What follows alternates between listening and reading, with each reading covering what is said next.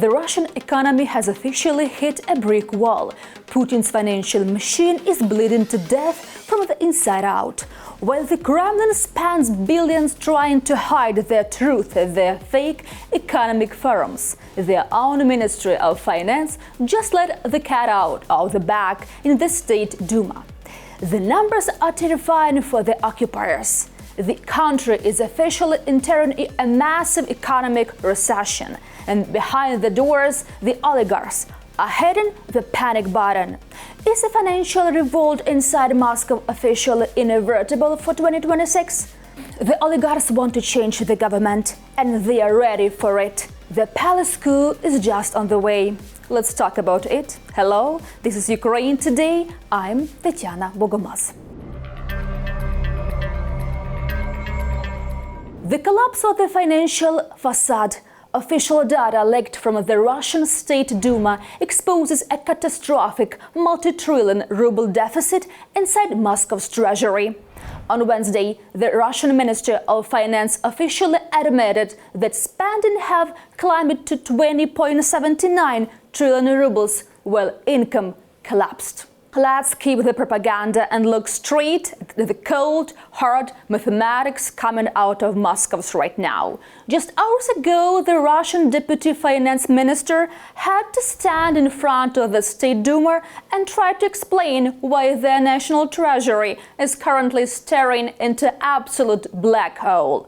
The official data is out, and it's a complete disaster for Putin's war machine. The federal budget deficit has spontaneously shattered all records, soaring past a massive 6 trillion rubles, that is over $83 billion, completely vaporized by the end of May. Think about how insane it is. In just 5 months, the Kremlin has managed to burn through 1.6 times more money than they were legally allowed to spend for the entire year of 2026. The primary engine of this economic crash is very simple. Russia's oil and gas revenues have hit a historic low, plunging by a devastating 45% compared to previous levels. At the exact same time, military spending has skyrocketed to over 38% of the entire state budget. The Kremlin is trying to maintain an illusion of stability. But you cannot fake a cash shortage. Including original debts and the social funds, the total deficit of Russia's entire budgetary system has already reached an astronomical 8 trillion rubles. Putin's war economy is officially running on the fumes. Falling into systematic stagnation, reports from the Russian Academy of Science confirm that the non-militarist segments of the economy have entered a structural recession. And if you think the budget deficit is bad, wait until you look at their actual industrial performance. The Institute for Economic Forecasting at the Russia Academy of Sciences just published a highly classified report admitting that the economy has officially entered a deep recession, shrinking by 1.5% year-on-year. The Russian economy has developed what financial experts call the dry sponge syndrome. It has completely exhausted its internal potential. Negative trends are recorded in 20 out of 24 major industrial sectors. Construction is down by 16%, and commercial freight traffic has plummeted to its lowest level since 2020. The situation has gotten so critical that even Putin's close puppet allies are panicking and looking for a way out. Just days ago, Alexander Lukashenko stood on the border in Grodno and just drew a complete red line, announcing that Belarus will never join this war because he refuses to let his citizens become meat for a fallen campaign. Lukashenko looks at Russia's financial numbers. He looks at that fact that 71 out of 89 Russian regions are completely deficit-ridden, and he realizes that staying loyal to Putin means economic suicide. The dictator brotherhood is officially dead because nobody wants to be tied to a dying empire. The psychology of the power transit. Elite financial and security clans inside Moscow begin to coordinate alternative scenarios to prevent total national isolation. So when does the quiet panic turn into an actual physical mutiny? Prominent Ukrainian journalists and top geopolitical experts are pointing out a massive shift in the behavior of Moscow's high-level elites. The top oligarchs and central bankers are no longer thinking about how to win this war. They are strictly living in the logical power transit. They see the European Union preparing the 21st sanctions package, targeting the Romanian crypto platforms and shadow fleets. And they realize that when push comes to shove, Putin is ready to nationalize all private wealth to keep his war going. The oligarchs are absolutely terrified of the North Korea route. They don't want their children to grow up in the isolated dark country under total state control. Because of this, the classical palace coup is becoming the only viable survival mechanism for the ruling class. Putin knows this better than anyone in this world. Western intelligence reports reveal that his paranoia is off the charts. He's currently hiding deep inside underground bunkers, completely cutting off direct communication with his own billionaire technocrats. The elite doesn't need to launch a public revolution on the streets. They control the banks, they control the factions within the FSB, and they know that removing the old dictator is the single fastest way to get their billions back and lift the international sanctions. The big picture in mid-2026 shows that Ukraine's asymmetric strategy is working with mathematical perfection. By launching heavy drone strikes on Russian electrical substation in Mariupol, freezing the train transit at Chongar Bridge, and forcing 35-fold increase in our domestic weapons productions, Ukraine has completely broken the financial stability of the Russian Federation. You cannot run a global empire when your deficit is doubling every year, your industry are entering a recession, and your closest allies are running for their exit. The real threat to Putin's survival isn't just the front line. The real threat to Putin's survival is not just the front line. It is the reality of the empty treasury that cannot buy loyalty anymore. Brussels deals a new blow to the Russian economy. The 21st sanctions package covers energy, finance, trade, and for the first time, the fashion industry. At the same time, the European Union allocates billions of euros to Ukraine for drones and macro-financial assistance. The European Union has introduced new measures to limit Russian revenues. As part of the 21st sanctions package, it is planned to freeze the adjustment of the oil price cap.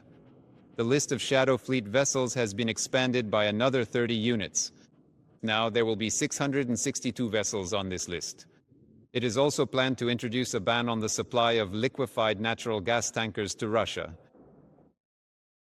In 4 years of full-scale invasion, Russia has not been able to capture Ukraine. The price that Russia is paying is increasing every day, and it is Russian citizens who are paying it first and foremost. They mourn their sons, brothers, and husbands, and at the same time face a decline in the standard of living within the country.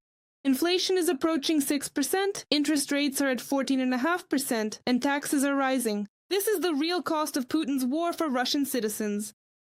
The European Union's High Representative for Foreign Affairs and Security Policy, Kaja Kallas, stated that EU officials are targeting companies that support Russia's military-industrial complex.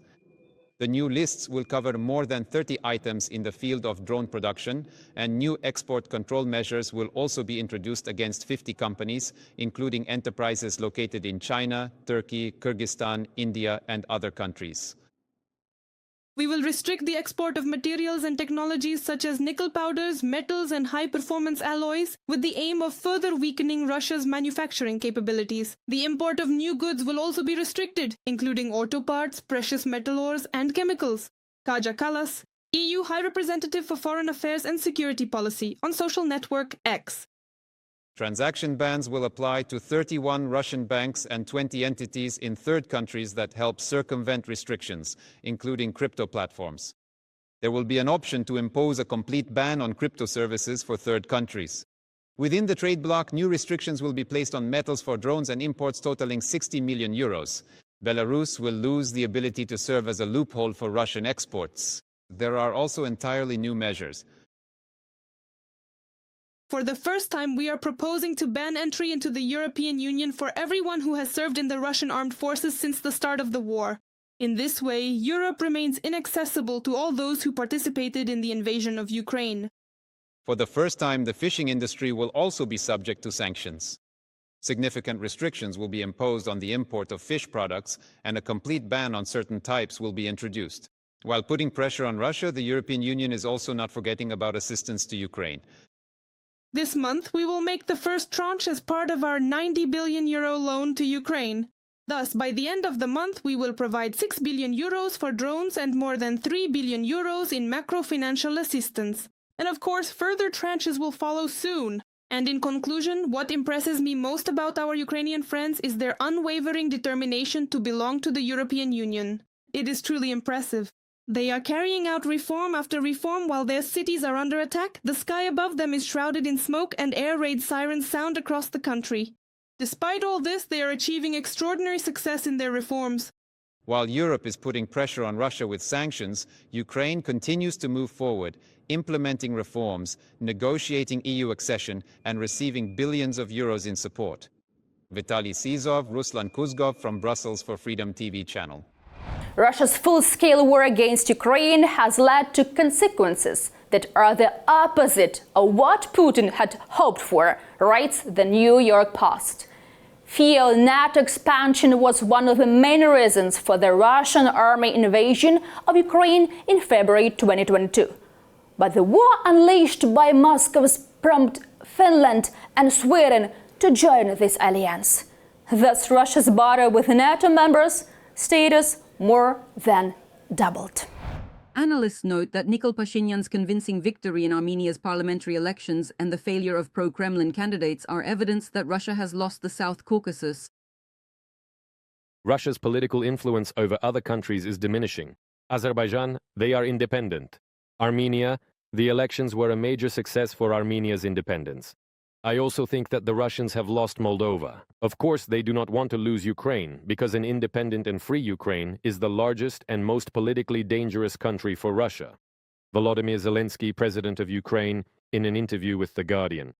For decades, Moscow has been expanding its influence on the international stage, using military, intelligence, and diplomatic power to gain geopolitical advantages.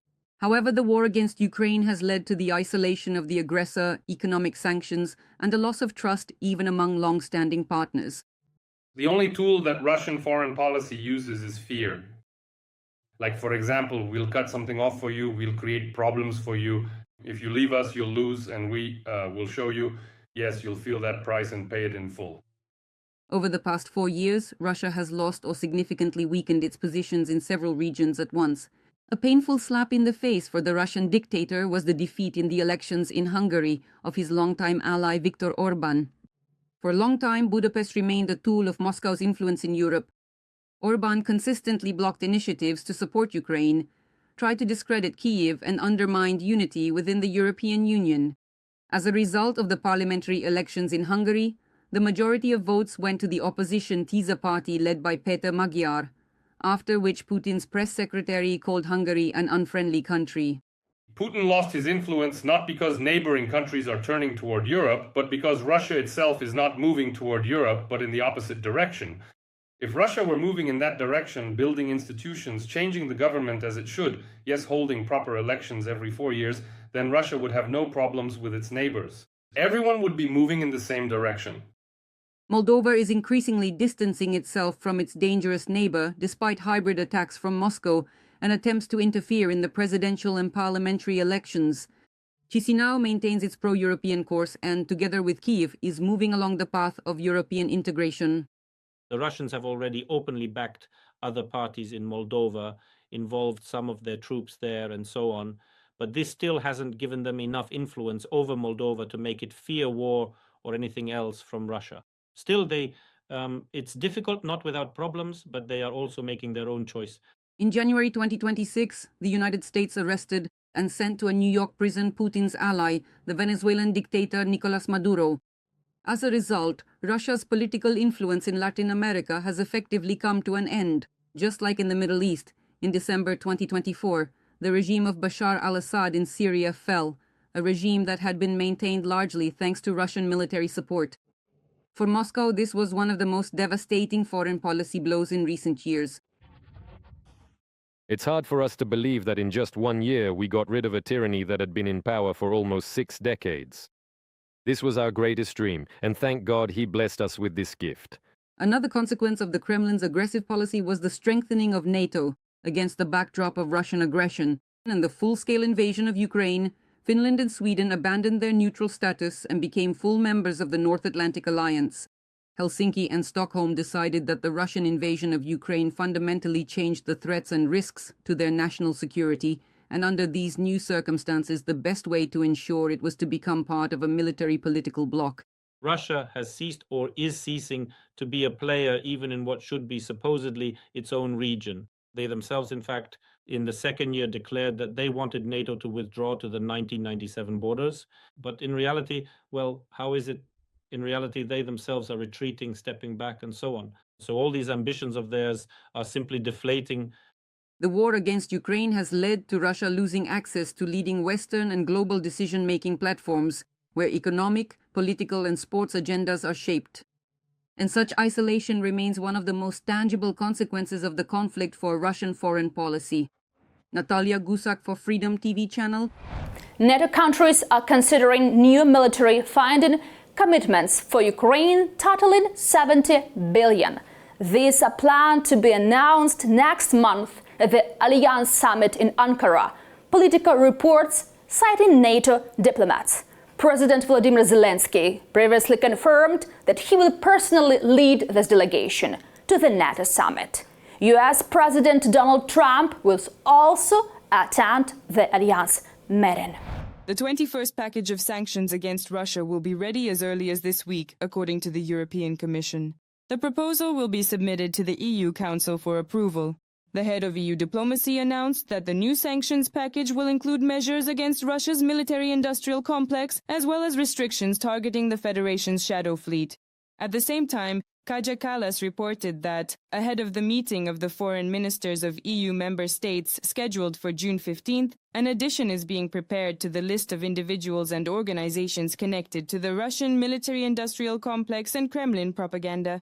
Kyiv's partners have no doubt about the need to increase sanctions pressure on Moscow, assured the European Union's High Representative for Foreign Affairs and Security Policy.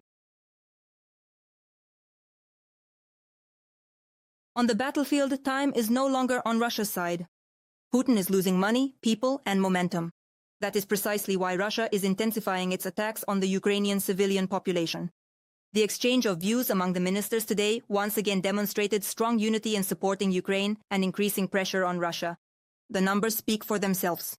Western sanctions have already cost Moscow approximately $1.2 to $1.5 trillion. For the Foreign Affairs Council meeting next week, my staff have proposed more than 80 potential additions to the sanctions lists, targeting Russia's military-industrial complex, human rights violators, and propagandists. Brick by brick, we are dismantling the foundation of Russia's war economy.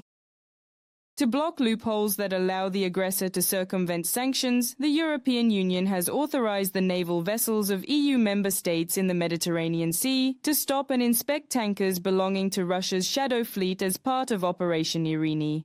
This EU naval mission was launched back in 2020. It was originally aimed at monitoring the UN arms embargo on Libya, countering oil smuggling, and combating illegal migration.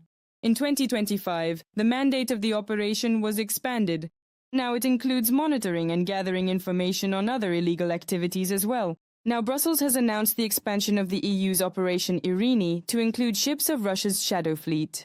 In the first 3 months of 2026, France, Germany, Sweden, Italy, and Belgium stopped or detained 7 ships from the shadow fleet. Such measures force tankers to change their routes, which harms Russia. But the arrests and detentions of tankers are even more costly. According to Forbes, a single day of a ship being idle costs from $600,000 to over $2 million. Our Operation Irini has changed the rules of engagement and has now also begun inspecting ships. Therefore, it is also about changing our approaches, how different countries deal with these ships, because it truly poses a danger. And of course, the point is to prevent Russia from financing this war. In April 2026, the EU approved its 20th package of sanctions against Russia, which includes restrictions on tankers transporting Russian oil and a ban on a number of services related to its transportation. But at that time, the main blow was dealt to the aggressor's banking sector. A complete sectoral ban on the activities of providers and platforms registered in Russia that allow the transfer of crypto assets. The European Union also banned transactions with digital financial assets that are pegged to the Russian ruble. 24 Russian banks fell under the restrictions, as well as financial institutions in third countries that helped the Kremlin circumvent sanctions, and companies and related individuals involved in the development and production of military products. The EU imposed restrictions on 16 organizations based in China, the United Arab Emirates, Uzbekistan, Kazakhstan, and Belarus that supplied Russia with dual-use goods or weaponry. Karina Lalayan for Freedom TV channel. Don't forget to subscribe to our channel Ukraine Today and stay with us. Take care and see you soon.